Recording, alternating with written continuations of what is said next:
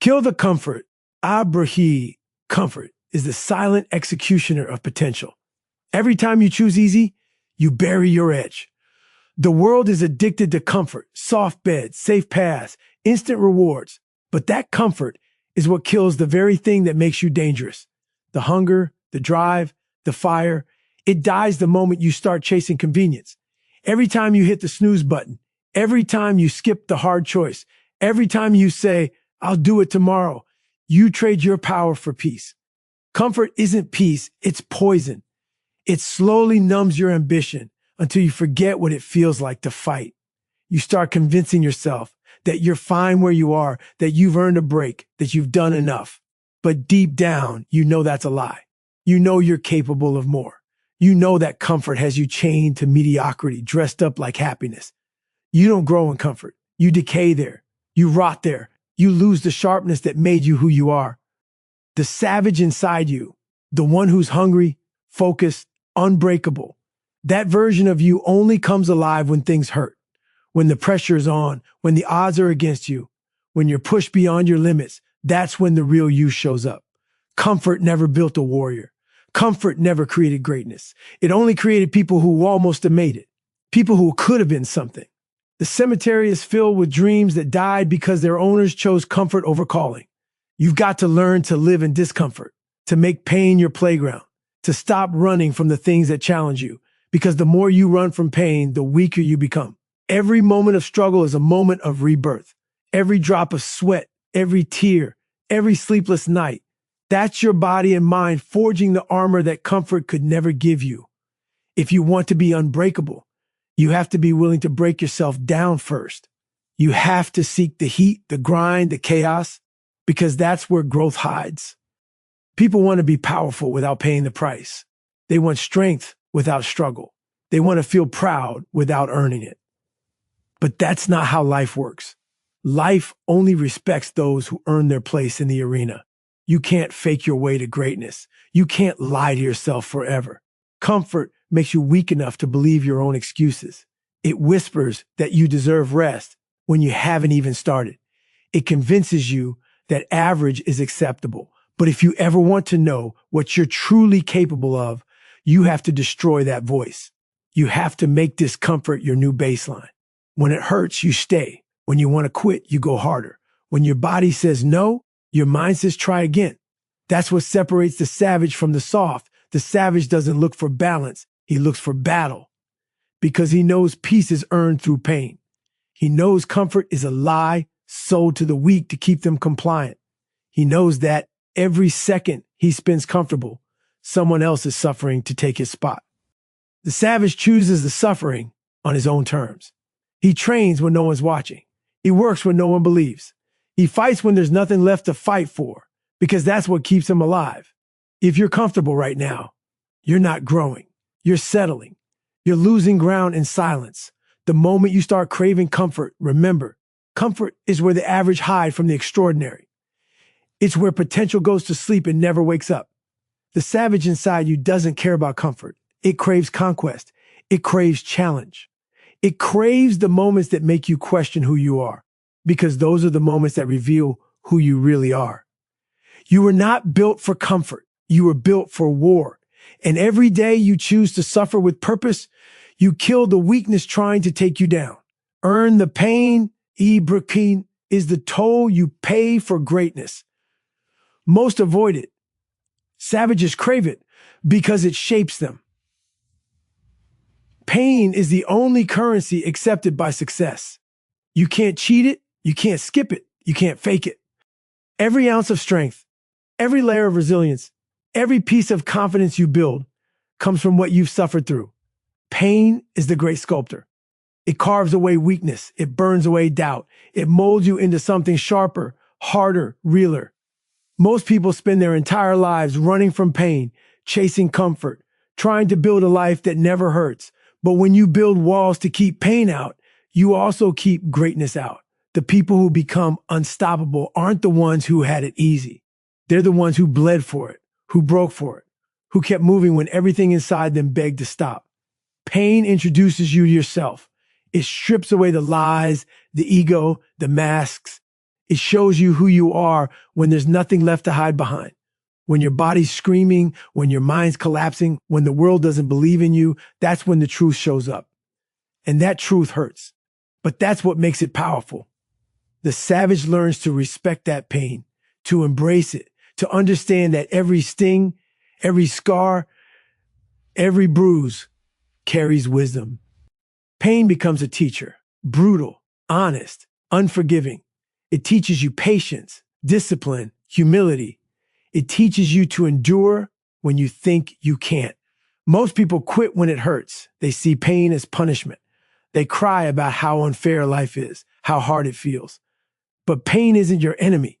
It's your initiation. It's the test life gives to see if you really want what you say you want. Everyone wants greatness until it hurts. Everyone talks about sacrifice until it's time to sacrifice sleep, peace, comfort, pride. That's where the line is drawn between those who wish and those who earn.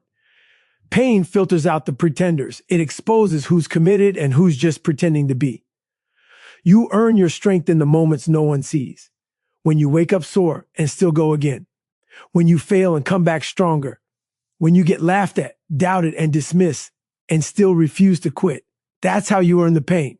You don't just survive it, you use it. You let it fuel you, focus you, transform you. Every time it hurts, you tell yourself, this is the cost. This is the toll, and I'm willing to pay it. Because the savage knows that every great thing comes with a price tag written in pain. You can't buy growth with comfort. You can't buy pride with ease. You have to pay in blood, sweat, and scars. Pain breaks weak people, but it forges strong ones. It's the forge where character is made. It's the battlefield where your limits are exposed and destroyed.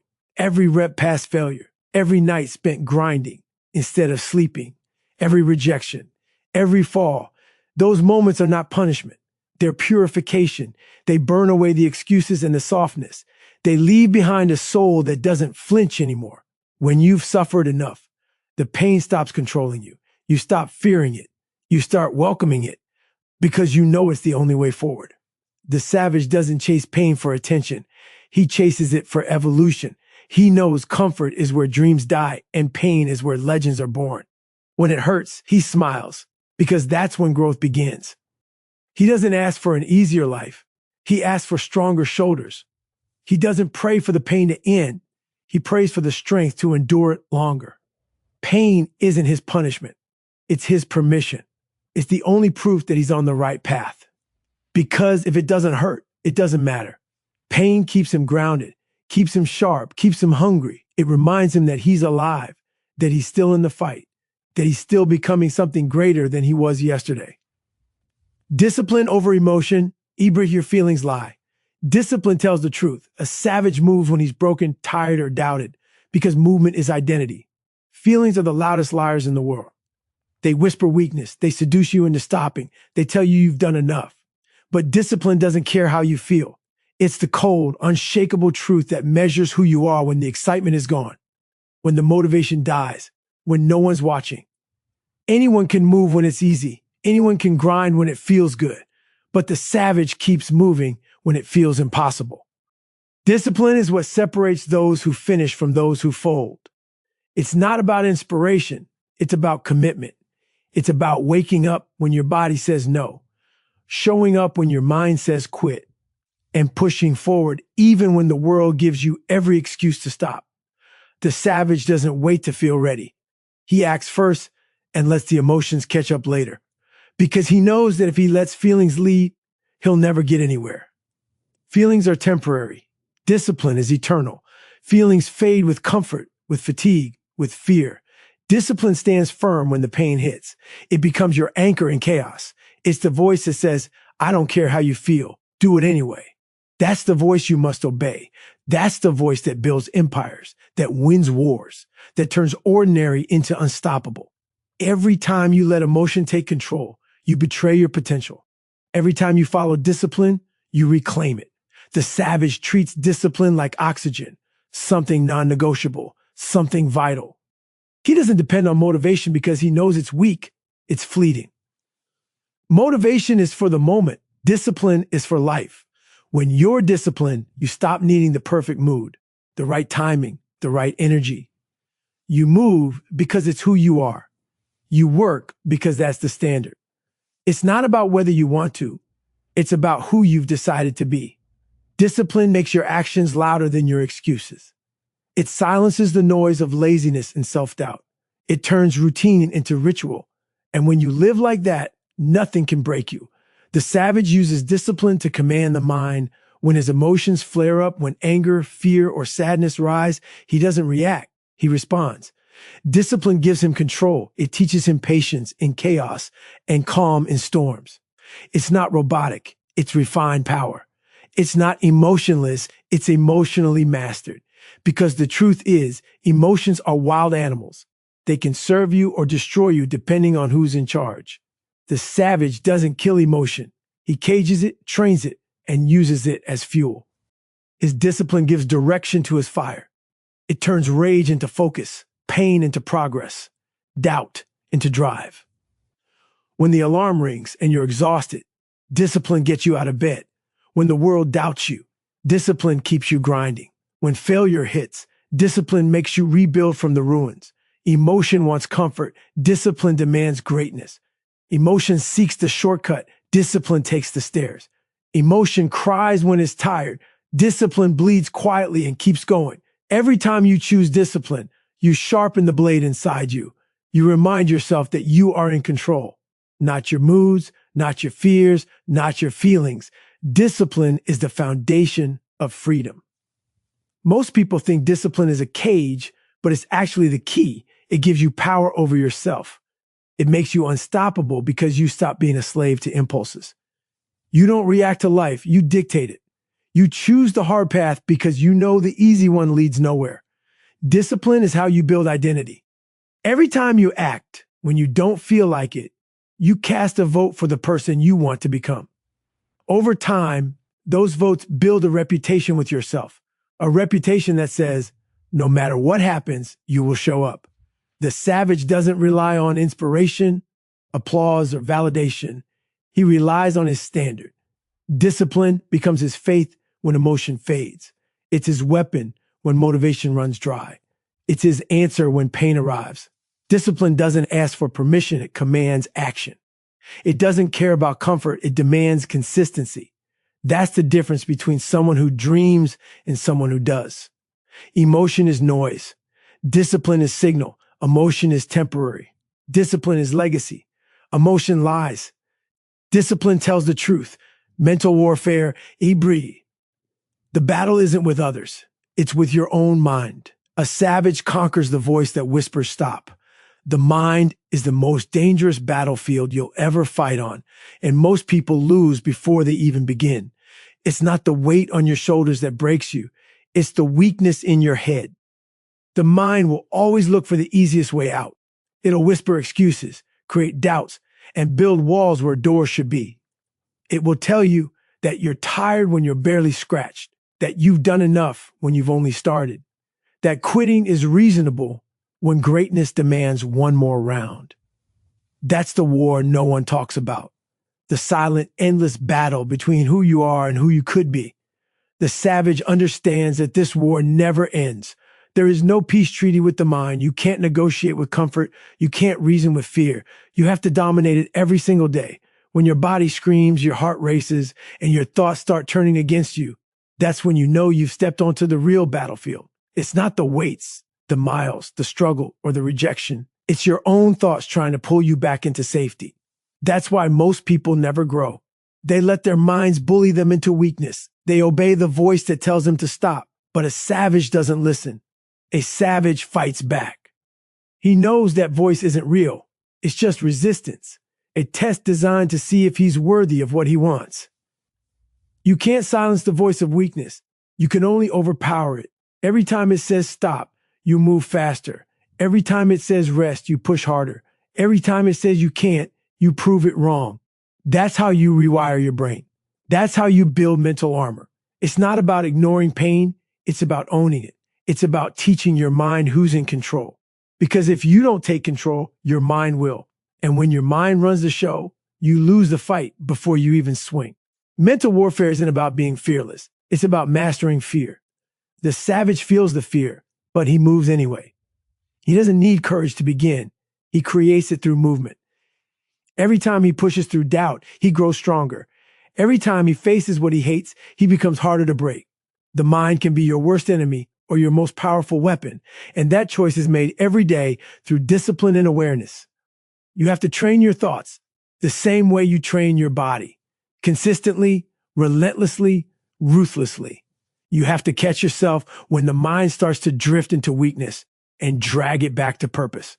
Most people think pain is physical. It's not. Pain starts in the mind.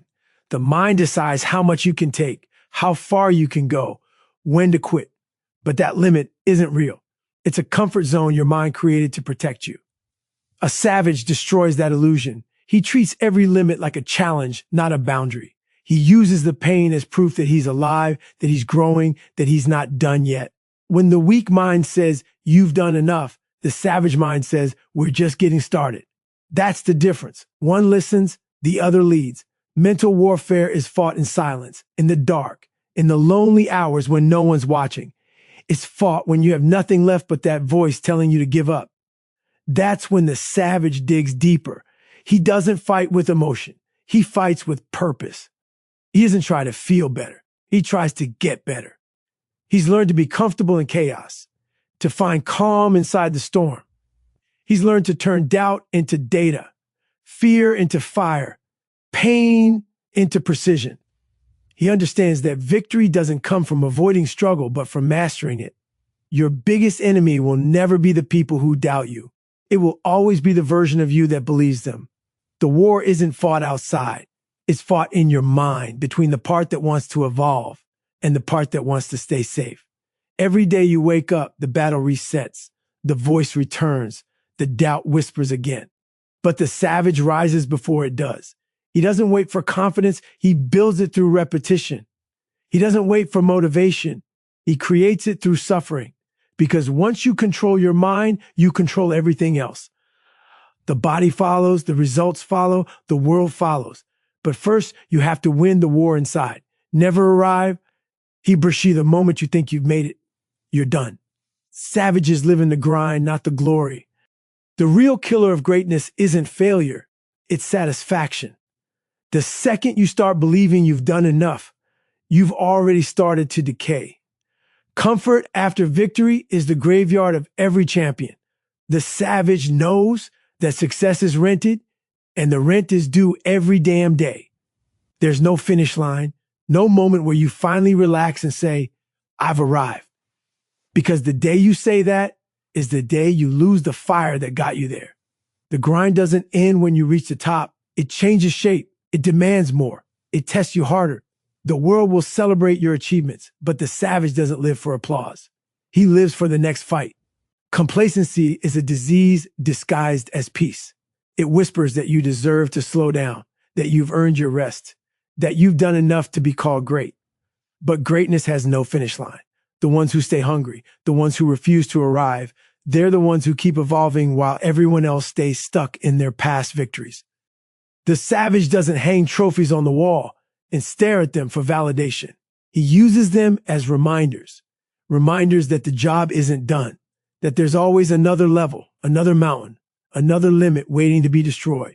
He doesn't chase success, he chases growth. When you think you've arrived, you stop learning, you stop improving, you start believing the lies that comfort tells you, that you're special, that you've made it, that you can finally take it easy. That's the trap that destroys warriors. The savage refuses to fall into it. He knows the grind isn't something you escape, it's something you embrace. The work isn't a phase, it's the lifestyle. The struggle is not a chapter, it's the story. Every single day is another chance to sharpen the edge, to refine the skill, to outwork the man you were yesterday. The savage mindset isn't about chasing goals. It's about becoming endless. He doesn't count how many times he's succeeded. He counts how many times he's still hungry after winning. Because winning doesn't satisfy him. It fuels him. Every victory reminds him that there's more to give, more to prove, more to build. He knows the moment he gets comfortable, someone out there is grinding harder, hungrier, ready to take his place. So he stays in motion, always climbing, always chasing that unreachable version of himself that lives beyond today's limits. The world loves to celebrate the finish line, but the savage doesn't see one. He sees only checkpoints, temporary milestones in a lifetime of work. He doesn't live for recognition. He lives for evolution. He finds joy in the suffering, peace in the pursuit, pride in the process. The grind becomes his home, his identity. Because when you never arrive, you never stop becoming.